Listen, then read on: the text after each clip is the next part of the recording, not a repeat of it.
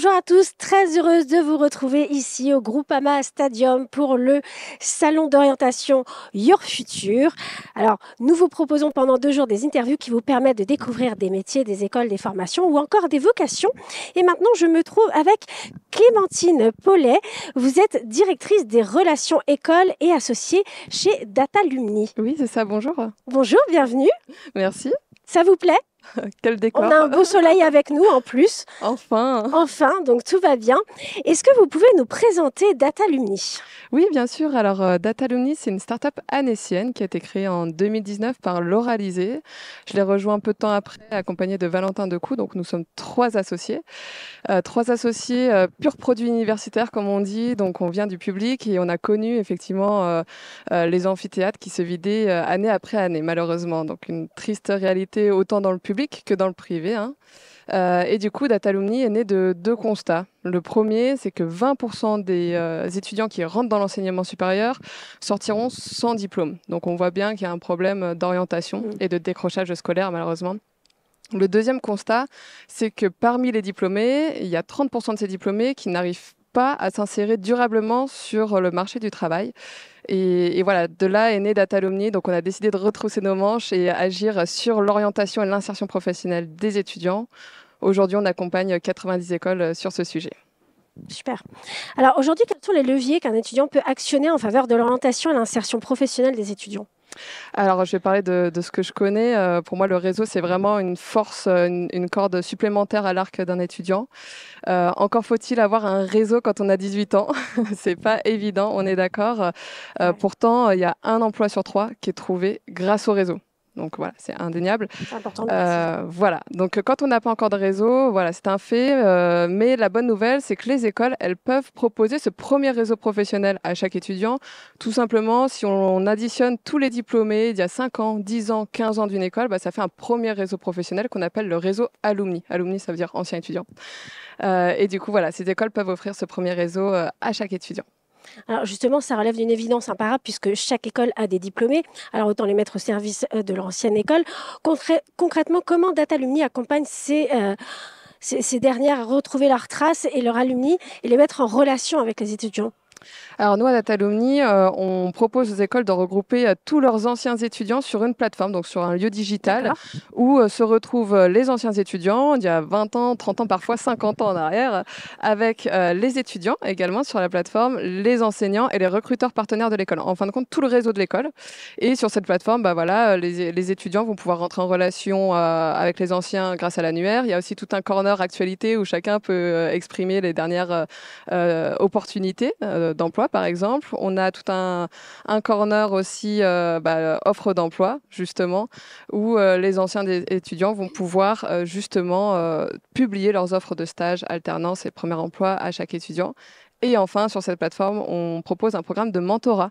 Alors, il faut savoir qu'il y a 30% des alumni, donc des anciens étudiants, qui souhaitent être le parrain attitré à un étudiant.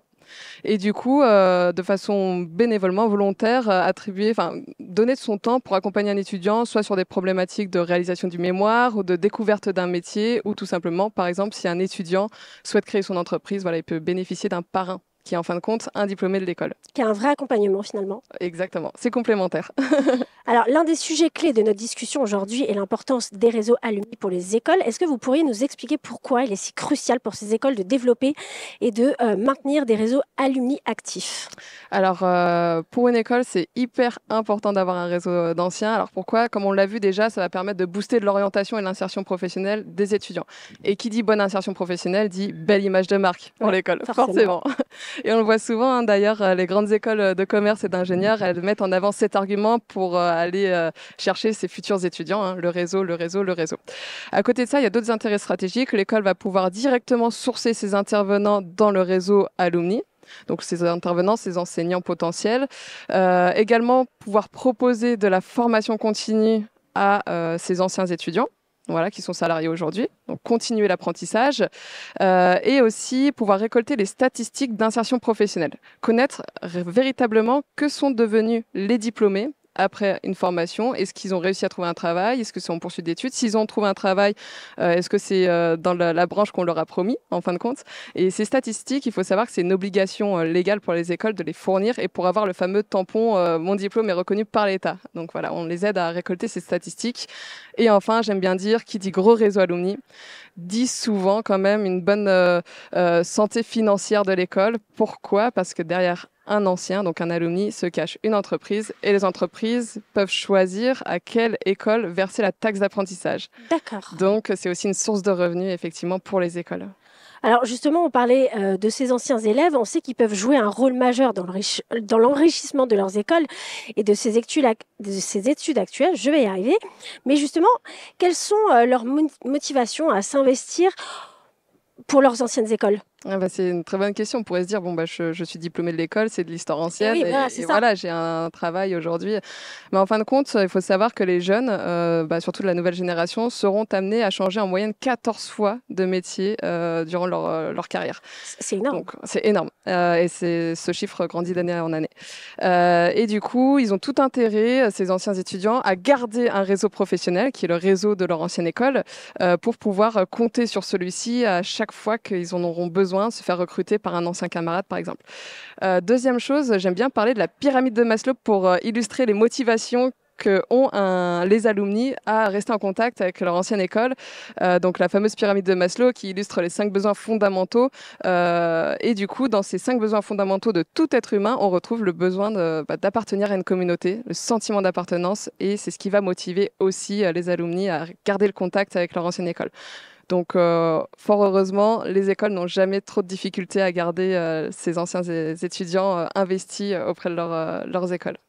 Et alors, dans les faits, garder une communauté active requiert forcément de l'investissement humain.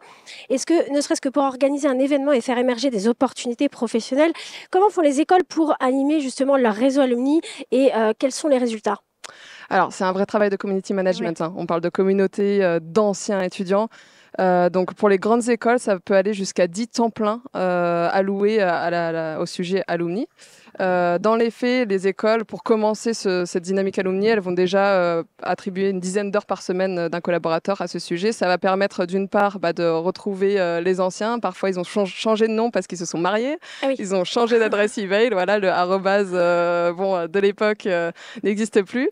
Donc déjà, reconstituer une base de données, créer des portraits d'anciens pour mettre en lumière les parcours et les métiers réellement pourvus après une formation et mettre aussi en place une newsletter trimestrielle pour essayer de garder le lien avec les anciens. Donc, quand on alloue, on va dire déjà pour commencer 10 heures par semaine au sujet en tant qu'école, on peut s'attendre au bout d'un an à avoir un tiers de sa communauté alumni qui s'inscrit véritablement sur la plateforme, sur ce lieu digital et voire même parfois doubler le nombre de contrats de stage à alternance pour offrir plus de contrats aux étudiants. Donc voilà, de beaux résultats. Dans les faits, on est conscient que le projet alumni, c'est la dernière roue du carrosse des écoles. Il faut s'occuper des étudiants avant de s'occuper des anciens. Donc, c'est pour ça qu'à Data Alumni, on a créé une agence de com interne en plus de la plateforme qui est notre activité clé. Alors justement, est-ce que vous auriez des conseils à donner aux étudiants qui nous regardent ou nous écoutent? Oui, pour réseauter, il faut être patient. Déjà, il faut être patient. Le réseau, ça se cultive. C'est comme un jardinier. Donc, quand on plante des graines aujourd'hui, on va potentiellement les récolter dans 5 ans, 10 ans, on ne sait pas. Mais il faut déjà planter les graines. Et pour ce faire, il faut être proactif. Et un exemple très concret, à la fin de chaque cours, pas chaque cours, mais l'idéal, c'est d'aller parler à l'intervenant, qui est un professionnel, déjà pour s'entraîner à réseauter. Et aussi, je le vois bien parce que j'ai cette casquette aussi d'enseignante, ajouter sur LinkedIn les intervenants. C'est déjà un premier pas pour les garder dans son réseau durablement. Merci beaucoup. Alors justement, si les personnes qui nous regardent ou les étudiants ont des questions, comment on fait pour en savoir un petit peu plus sur vous?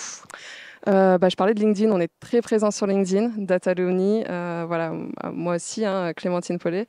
Et sinon, sur notre site internet, datalumni.com. Voilà, on écrit plein d'articles sur l'orientation et l'insertion professionnelle des étudiants. Et je rappelle que vous êtes aussi présent sur le salon Your Future pendant 2 jours, donc n'hésitez pas à aller à leur rencontre. Exactement. Merci beaucoup. Merci. Merci à tous de nous avoir écoutés.